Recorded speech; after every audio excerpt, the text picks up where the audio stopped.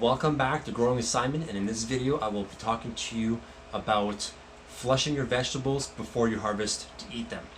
So essentially I've done hours of video watching, Googling, looking at documents, and I've never came across this. Essentially a user by the name of Dude Pooter commented on my first journey video, part 1, and he mentioned, he just kind of threw it in there. He said, don't forget to flush your veggies a week before you eat it.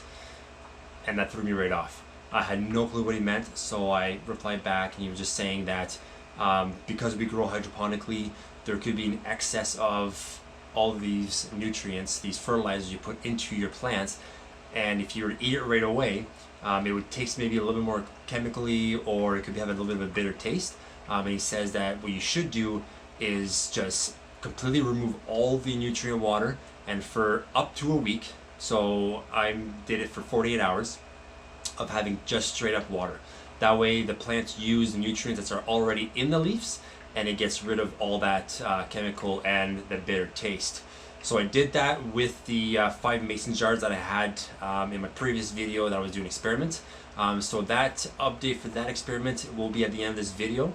I will compare all 5 of them, but I will try right now a leaf that I just took out of this grow right here, so it's fresh, and I will take a leaf of lettuce that is been sitting in just straight up water for 48 hours, and we'll see if there's a difference in the taste. So I grabbed a piece of lettuce from my current grow and a piece of lettuce from the 48-hour flush, and just right off that just feeling these, one seems a lot stiffer, which is the one that has been sitting in water. So I'm assuming this is going to be a little crunchier taste.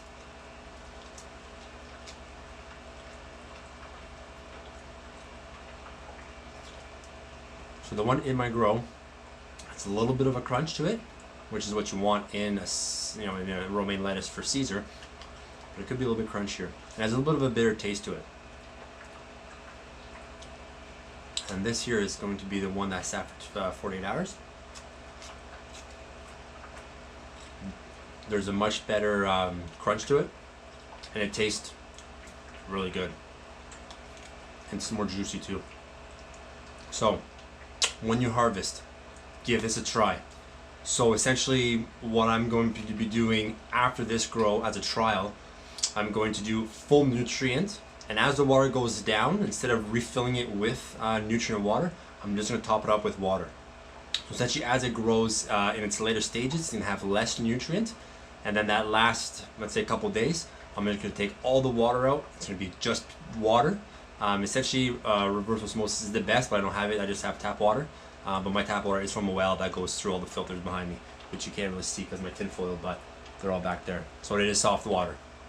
And then I'll be putting the soft water into my system for, I don't know, 48, maybe 3-4 days. So I'll be sampling every day to see if there's a difference between 48 hours or if there's a difference between a week. So I will be putting the video of my experiment with the 5 mason jars so you can see the difference, because you'll be surprised at some of the results. If you're interested in a quick update of this deep horticulture grow, I did add the 3-inch net cups to all of the lettuces, and yeah, they look really good compared to my first grow. But if you look, for example, right here, this one here, you can see that a little bit of some bumps here, and this is from too much the nitrogen locking out the magnesium. So I will be trying out to drop the EC level of this. I think right now it's sitting at 1.9. I will bring this down to 1.6 in my next grow to see if that gets prevented, but it's not as bad as my first one in the cracky system. Quick update on my lettuce mason jars. So I put them in order of EC levels. So 1928, 1125, 1180, 840, and 840. And these are the ones that I think are doing the best right now. This would be probably ranked number 1. There is just very little tip burn right here. It wasn't there yesterday. And this is not in a area with a fan. In my previous videos, I mentioned the fan helps a lot to prevent tip burn because it allows the leaves to breathe and bring the calcium from the water up to the tip of the roots, or not the tip of the roots, but the tip of the leaves. And so I have no fans here, so that's probably what caused this little bit of tip burn there. So this one here is the one that is doing the best, which has a pH of 5.9 and EC levels of 1928. And that is the EC level if you follow the recipe of the master blend. So the master blend, if you put exactly the right amounts that says in the instructions, it will give you an EC of about 18 to 2000. This one here, it's not been doing very good from the start. If you look at the leaves, there's some spotting on them. If you look at this bottom one here, a lot of tip burn and spotting on just about all the leaves. So this one here, not doing very good. And this one here has 1125 EC levels and 6.2. So it could be that the pH is a little bit too high. This one here is the second best one, in my opinion. It's looking great. There is those little specks on this leaf right here. I'm not sure if you'll be able to tell on the camera, but there is a very little bit of dots on there. And here's a little bit of a leaf burn there. Not sure what that is caused from, but essentially the EC is 1180 and the pH is 6. This one here is probably the second worst one. Almost looks like the back of a leopard frog here. Yeah, it looks terrible. Look at these leaves here. Yep, that one looks really bad. And this one has a fairly high pH of 6.35 and EC levels of 840. And then this one here, I tried to do the same amount of EC, which is 840, but have a much lower pH. This one here just didn't grow compared to the other ones. And if you look at the very tip here, there's a little bit of tip burn, but this is like black. Not so much like that brownish burn. So I'm not sure what causes that. And there's also those little leopard things on the leaves.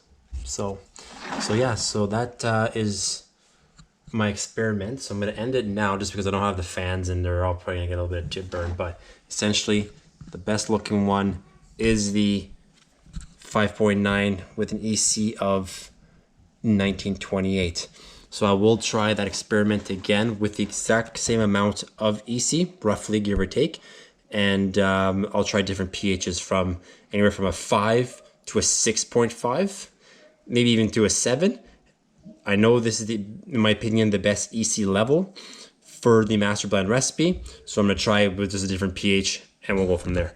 If you have any questions, comment below. I do reply to every comment that you guys leave. Also subscribe because I will be posting a lot of videos in every 2 weeks or so.